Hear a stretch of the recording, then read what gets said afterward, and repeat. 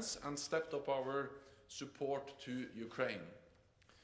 This built on NATO's long-standing assistance for Ukraine's forces and institutions. Over the years, allies have trained tens of thousands of Ukrainian troops, provided modern equipment, and supported reforms. The Ukrainian forces are now bigger, better equipped, better trained, and better led than ever before. And they are putting their training and their equipment to use on the front lines with courage that has inspired the world. We have heard the recent statements that Russia will scale down military operations around Kiev and in northern Ukraine. But Russia has repeatedly lied about its intentions. So we can only judge Russia on its actions, not on its words. According to our intelligence, Russian units are not withdrawing, but repositioning. Russia is trying to regroup, resupply, and reinforce its offensive in the Donbas region. At the same time, Russia maintains pressure on Kiev and other cities. So we can expect additional offensive actions bringing even more suffering. Russia must end this senseless war, withdraw all its troops, and engage in talks in good faith. NATO's core task is to protect and defend all allies. In recent years, we have implemented the biggest reinforcement of our collective defense in a generation, with particular focus on the eastern flank. We also developed new military plans for our deterrence and defense. All of this allowed NATO to respond quickly and decisively to Russia's invasion of Ukraine. We activated our defense plans within hours of the invasion. And within days, we deployed thousands more troops to the eastern part of our alliance. From both sides of the Atlantic, backed by major air and naval power. Sending a clear message: NATO stands strong and united. In 2021, NATO's two newest joint headquarters also became fully operational. Our Joint Force Command in Norfolk, Virginia, focused on securing transatlantic sea lines of communications. And our Joint Support and Enabling Command in Ulm, Germany, supporting the rapid movement of troops and equipment into and across Europe. Throughout 2021, our forces remained ready and vigilant. We sustained missions and deployments, including multinational battle groups, air and naval patrols, and missions in Kosovo and in Iraq. Last April, following close consultations among all allies, we announced the withdrawal of the rescue support mission from Afghanistan. In August, following the rapid collapse of the Afghan political and military leadership, we launched one of the largest airlifts in history, evacuating more than 120,000 people over the course of 3 weeks. Around 2,000 Afghans who have worked for NATO have now been resettled in allied countries. The lessons we have learned from Afghanistan will shape the alliance's response to crisis in the future. 2021 was the 7th consecutive year of rising defense spending across European allies and Canada, amounting to 3.1% rise in real terms, and a total of $270 billion extra since 2014.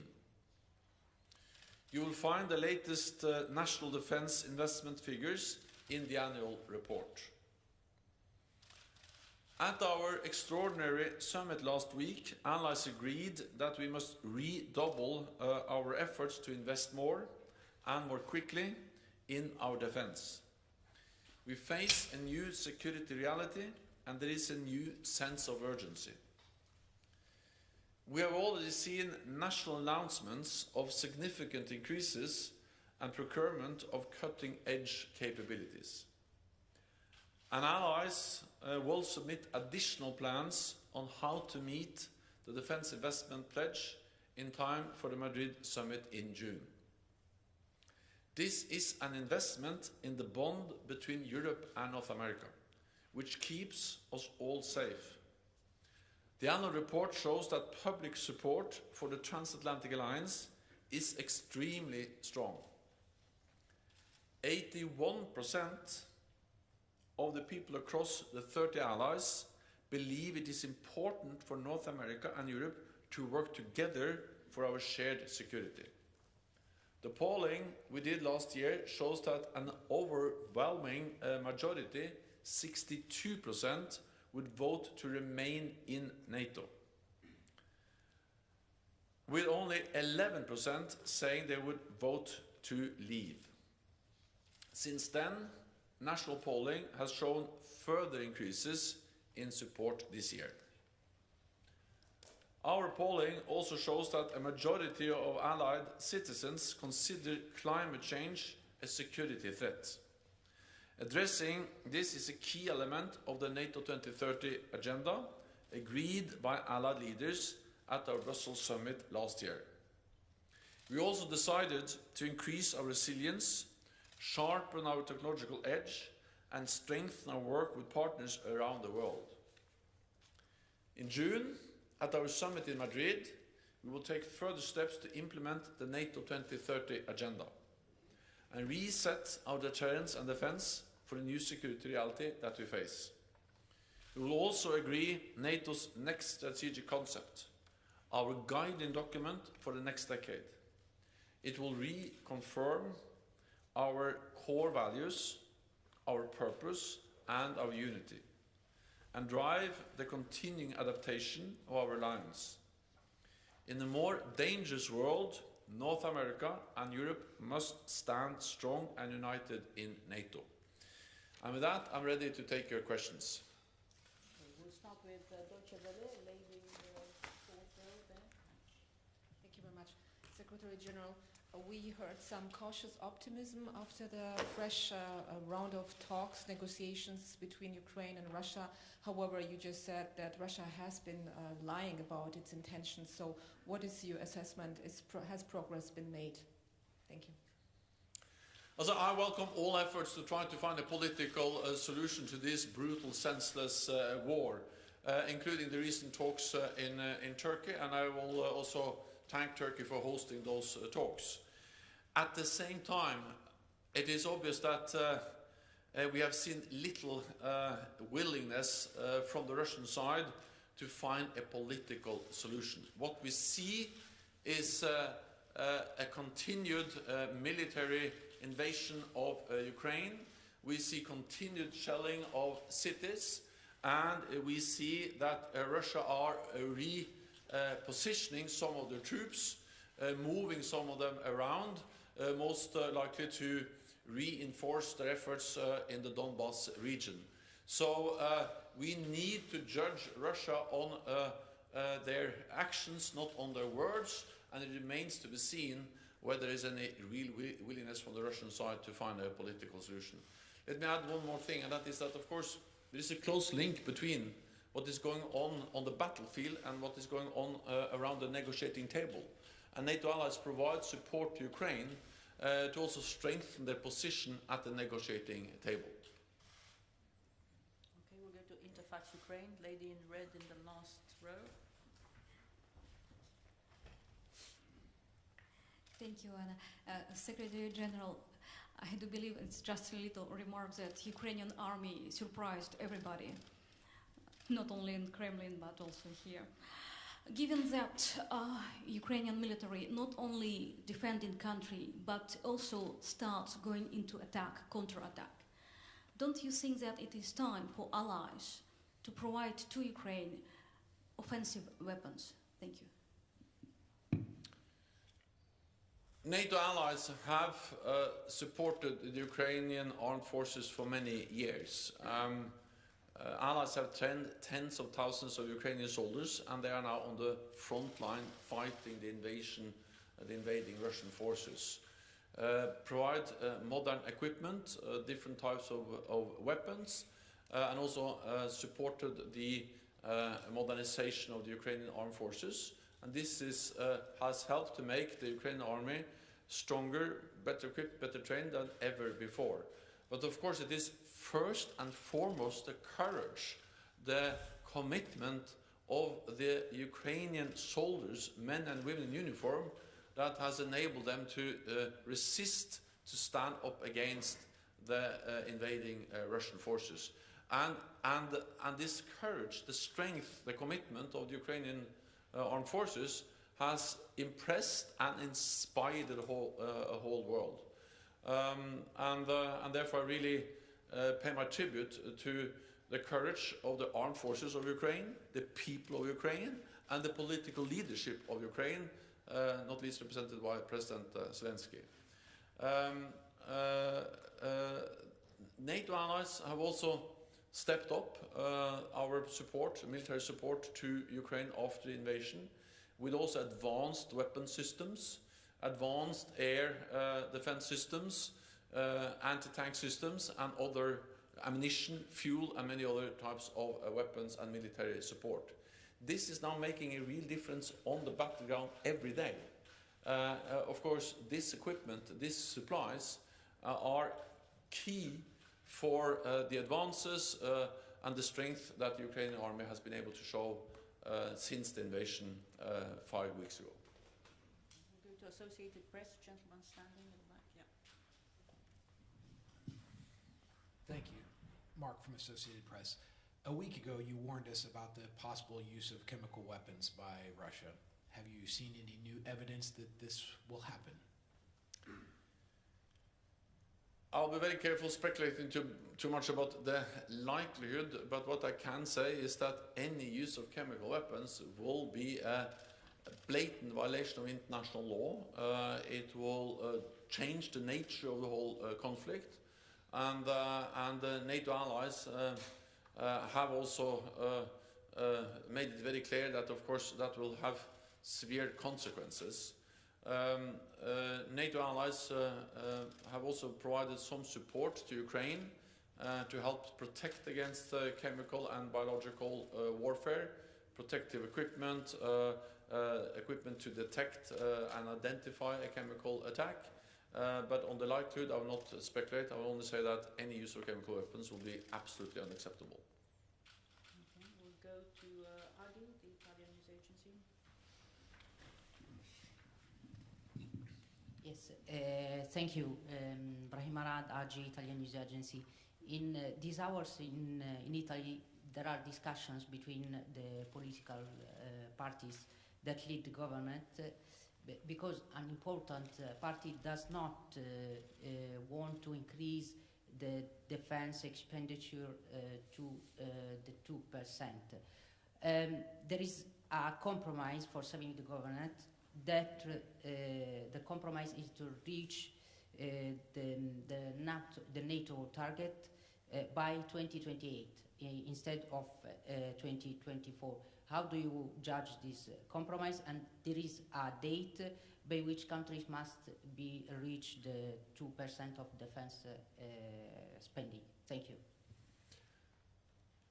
First of all allies agreed at the summit, NATO summit last week, that we need to meet the pledges we have made together in 2014 to increase defense spending, and also the guideline of 2%.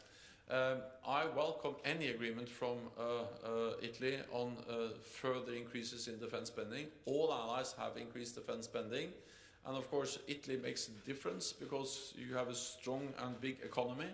So of course any increases from Italy has an impact on the total defense spending of NATO.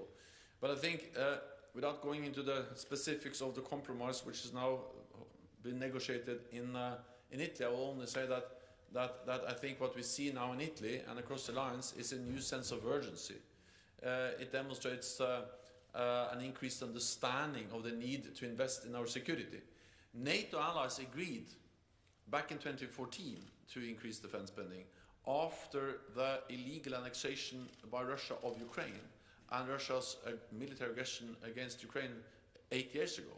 But I think, so we knew that we needed to invest more before the Russian invasion of Ukraine this year. But of course the Russian invasion of Ukraine a few weeks ago has just highlighted even further the need to invest in defense, and I welcome increased defense spending from Italy, a highly valued and staunch NATO ally. Go to Rai. Thank you. Marilu Lucrezio, Rai. Secretary General, it seems that the negotiations in Turkey have not gone well, so we need time to put the war, the end, this war end. What is the NATO time frame until when we can continue to supply weapons to Ukraine? Thank you so much. We need to continue to supply weapons to Ukraine. NATO allies will continue to supply weapons to Ukraine as long as necessary. This is extremely important because Ukraine is fighting a war for freedom, for democracy, for our shared values. And therefore we have supported Ukraine for many, many years. NATO allies stepped up the support actually before the invasion because we had very reliable intelligence about the likelihood of a Russian invasion as of last fall. And then after invasion, allies have stepped up further, and more allies are now also delivering weapons, military aid, humanitarian financial support to Ukraine. And there was a strong commitment from the NATO summit last week to continue to further support Ukraine, also with military support. And we need to do that because what we see is that Russia continues to pursue a military outcome of the conflict in Ukraine. It is good that talks are going on, but so far we have seen no real change in the Russian main objective, and that is to have a military outcome of the conflict, and they continue to pursue a military outcome. So we need to be ready to continue to provide support to Ukraine. Okay. Ukrainian news agency here. Yeah. Dmitry Shkurko, National News Agency of Ukraine. As it reflected in annual report, one of the core tasks for NATO was to strengthen its maritime posture in the Black Sea. But now we have absolutely practical situation. The Russian Navy not only have some kind of maneuver preparing assault operations in Odessa and Nikolaev, but also effectively blocking the cargo ships with the grain in Ukrainian ports.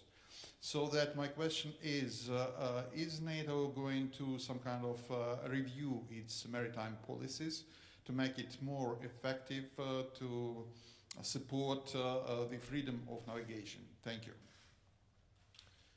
The Black Sea is of great strategic importance for NATO. We have three NATO allies which are littoral states, Turkey, Bulgaria and Romania, and then we have two close partners, Ukraine and Georgia, all littoral states to the Black Sea. So the Black Sea is of great importance for NATO. We also know that the Black Sea and the harbors of Ukraine are also key for the export of grain and food to the rest of the world. So the Russian blockage of Ukrainian ports is not only a big problem for Ukraine, but it's a problem for people all over the world, and it's causing a spike, a high increase in the food prices all over the world. So it is extremely important that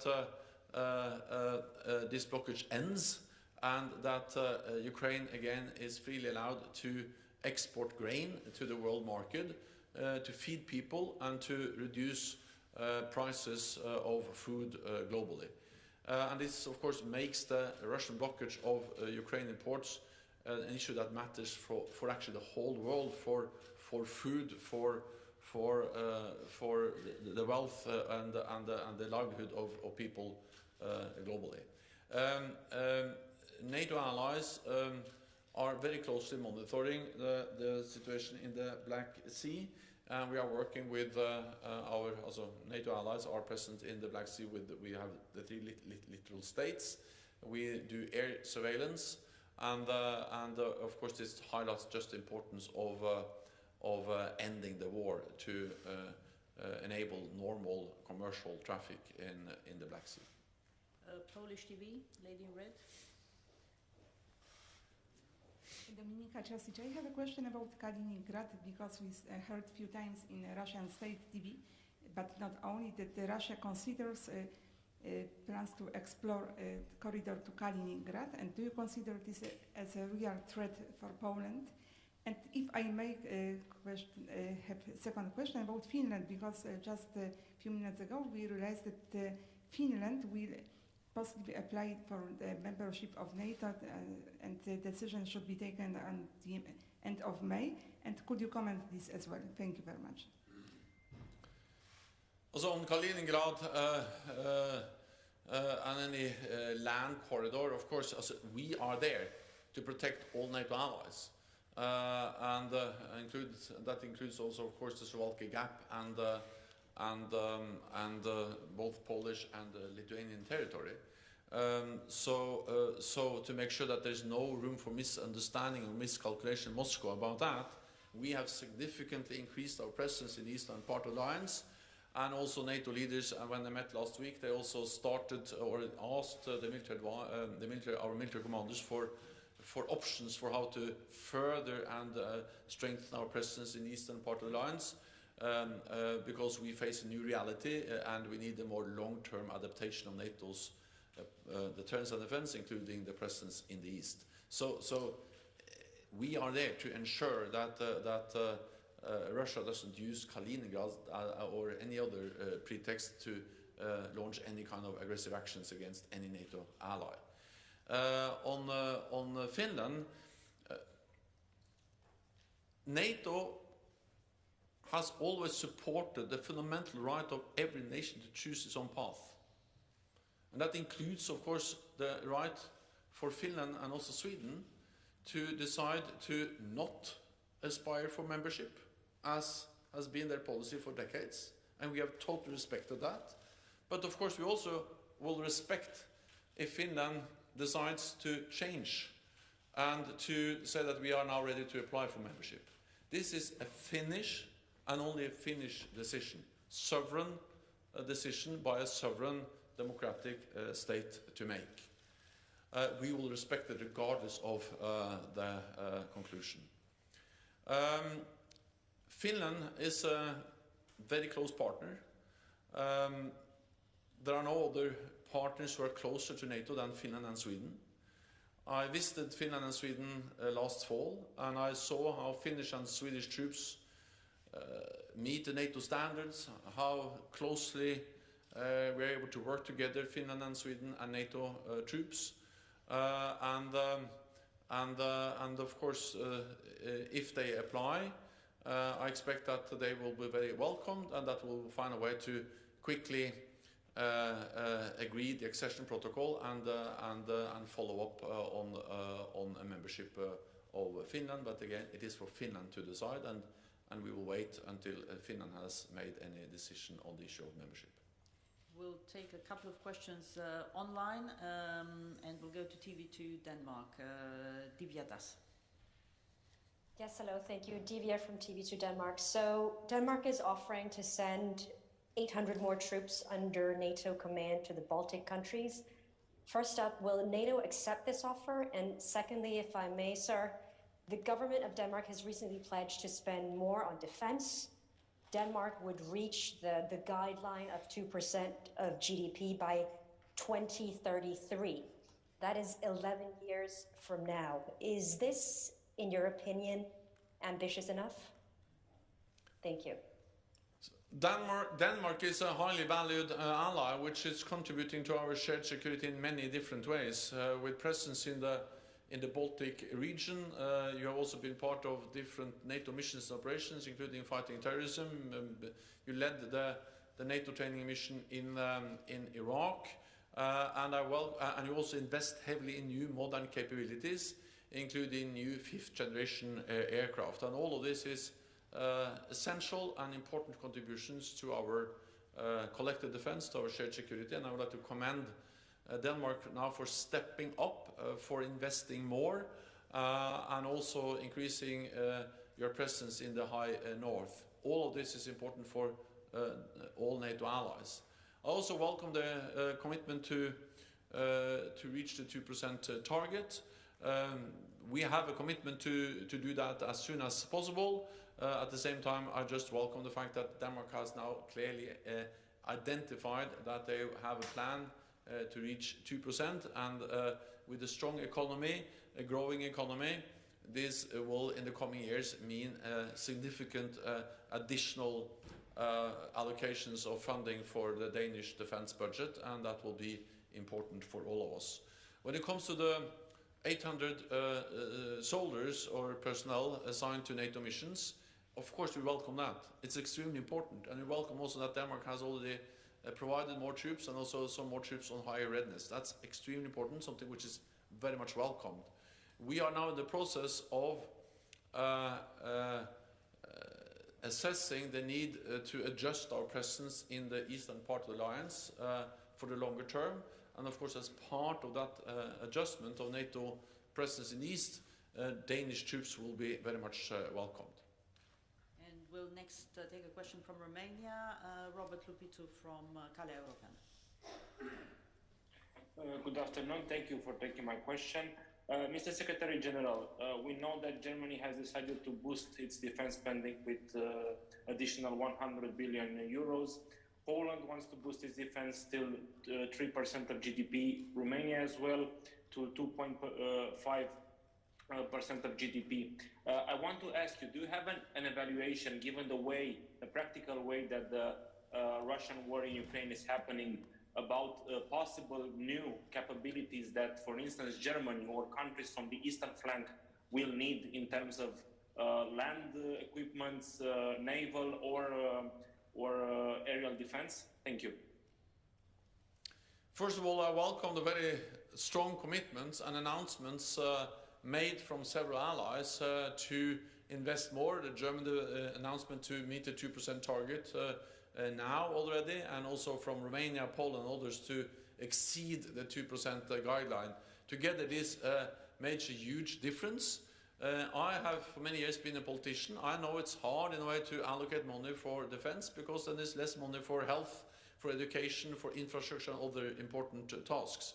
At the same time, when we see a new security reality, when we see the aggressive actions of Russia against Ukraine, then we all realize the need to invest in our security, because without peace, without security, we will not succeed with anything of all the other aims and goals we have for our societies, be it welfare, or be it education, or be it addressing climate change. So security, peace is basis for all the other efforts, and therefore we need to invest more in our security when we face a more dangerous world. And therefore I welcome the announcements by Poland, by Romania, by Germany and many other allies. In NATO we have a defense planning process where we actually, through a very thorough and comprehensive process, go through the different needs, the different capabilities, and then we identify capabilities. And this is part of NATO defense planning process, and we have capability targets for each and every ally allocated to them. So there is a very specific list of capabilities which we expect allies to invest in according to agreed NATO guidelines and defense planning. So these are very many different types of capabilities, but for instance I think what we have seen is that there is a need to invest more in air defense, there is a need to invest more in higher readiness, the to also have more ammunition, more ability to sustain operations for a longer period of time, and high-end capabilities in general. I cannot go into all the details, but I can only say that we have already agreed in NATO how to spend more investments from NATO allied countries according to an overarching agreed plan which strengthen the whole alliance when we work together. Okay, we'll go to this gentleman here. Hello, Mindaugas Laukagalis from Lithuania National Radio and Television. I have two questions. Would you say that strengthening the eastern flank is one of the main priorities of NATO this year? And in relation to that, for new capabilities, NATO needs more money, and you said that you welcome. A lot of countries already said that they are going to boost their defense expenditure. But will it be hard to convince other countries in the West, for example, when the economies are facing higher energy prices and a lot of economical issues at the moment? Thank you. What we have seen over the last years is that we have specifically increased the NATO presence in the eastern part of the alliance. And of course that reflects the aggressive actions of by Russia against Ukraine, especially since 2014. And the invasion that took place a few weeks ago just underscores the importance of increasing investments in defense, but also, of course, being especially focused on the eastern flank. That's the reason why we, for the first time in our history, have combated the battle groups in Lithuania and in all the Baltic countries, why we have air policing and more naval presence, and also why we actually starting last fall, and especially after the invasion of Ukraine on the 24th of February, we have increased significantly our presence, doubling the size of the battle groups. We have now 100,000 US troops in Europe. We have 40,000 troops on the direct NATO command, most of them in the eastern part of the alliance, and we have hundreds of thousands of troops across the whole alliance on heightened alert. So yes, the focus has been, and I expect will continue to be, very much on the eastern part of the alliance. Having said that, I think it's important also to underscore 2 points, or to highlight 2 points. One is that our security is indivisible. It is interlinked. For instance, when we are focused on the transatlantic bond, or do we see now the cold response exercise going on in northern Norway, or the exercise which has taken place there, that's about the north. But it's also very much about the link between North America and Europe, protecting the sea lines of communications between North America and Europe. They are important for the defense of the eastern flank. So I think to try to divide this security of this alliance too much into the east and the west and north and the south is wrong. We are in this together, and what happens in the west matters for what we are able to do in the east. What happens in the north is important for what we can do in the south or in the east. So we are one alliance. We have a 360 degree approach, and of course in the south we see instabilities, we see terrorist threats, and we also see actually more presence of Russia in the south. We see them in Syria, we see them in Libya and elsewhere. So yes, we have increased our presence in the east, but we need a 360 degree approach. We need to address all the challenges from any direction, and what we do in one part of the alliance actually matters for the rest of the alliance. And that is also why we now are, why we asked our military commanders to have an overall assessment for a more longer-term adjustment of our deterrence and defense in light of the fact that we see a new normal, a new security reality for our alliance. Okay, we'll take 2 final questions over there. Brussels morning, blonde lady there. Thank you very much, Lailu Mossadegh from Brussels Morning. Secretary General, you said that a lot about Afghanistan, usually support mission, evacuation, and also lesson learned. As I heard that NATO shared this with every country, including Pakistanis general, but not talking with the Afghan authorities and also with the generals in Afghanistan. Because we know the relation between Taliban and Pakistan. If the general from Pakistan gave some lesson learned and some idea, it's always negative for the Afghan side. And I think that also this is like a mistake again, that you are sharing everything with the countries neighboring in Afghanistan, not with the Afghan authorities. And now there is more relation between Taliban, China, and Russia. How do you see the future of this relation between China, Russia, and Taliban? Is there any impact for the NATO with these countries like involved in that? Thank you. I strongly believe that especially the countries in the region, and that includes, of course, Pakistan and China, they have a special responsibility to help to create peace and stability in Afghanistan, and also to prevent Afghanistan from once again becoming a safe haven for international terrorists. And as we have stated all the way, is that we will, of course, continue to be focused on our efforts to fight international terrorism, and including to be focused on how to prevent Afghanistan from once again becoming a safe haven for terrorists to organize, to plan terrorist attacks against our own countries. NATO as an alliance is not present in Afghanistan anymore, but NATO allies are, by providing humanitarian support, helping through different voluntary or non-governmental organizations. Allies are providing significant support, development aid, to try to alleviate the humanitarian catastrophe we may face there, not least because of the risk of food shortages and also the decisions made by Taliban, for instance, to not follow up on the promise they have made to provide education also to girls.